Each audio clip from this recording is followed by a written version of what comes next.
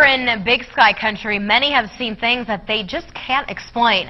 But one man in Helena is trying to explain these things. Our paranormal correspondent, Andy Curtis, spoke with UFO investigator William Puckett on what is being seen in skies around the world. Mysterious lights in the sky, unidentified flying objects, UFOs. Sightings of things that can't be explained have been reported all over the world, leaving many of us wondering what is going on.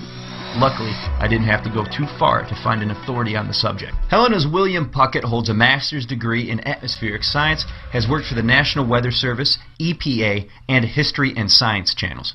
In 2003, he began UFOsNorthwest.com and has received about 10,000 reports of strange sightings from witnesses across the globe. I refer to myself as a forensic ufologist because eyewitness reports are only part of it. I like to get corroborating data, photos, videos, radar, trace evidence to get support for those. And I have had some supporting evidence.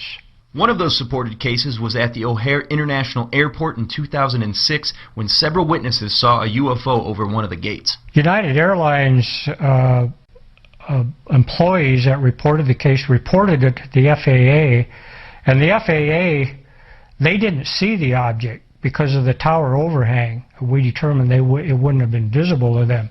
But they issued the airman alerts that there was a UFO hovering near one of the runways. Of course, they actually, believe it or not, they called us and said somebody observed a flying disc about 1,000 feet above the gate Charlie 17. You see anything over there?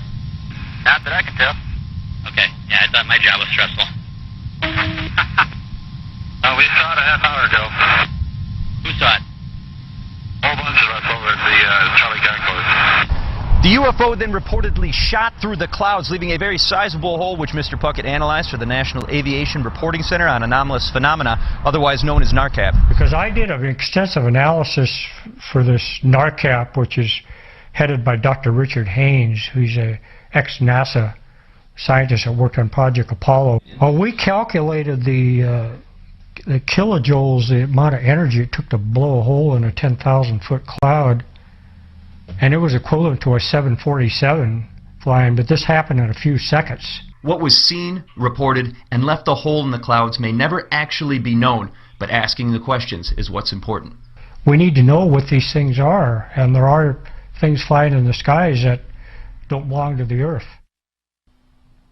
Now, no matter what they are, if anything in our airspaces, especially around our airports, can't be identified, it needs to be seriously looked into, and that's exactly what William Puckett is doing, one case at a time. Now, Mr. Puckett isn't the only person watching the skies here in Montana. Tune in tomorrow as we look into the UFO culture hidden away right here in the Treasure State.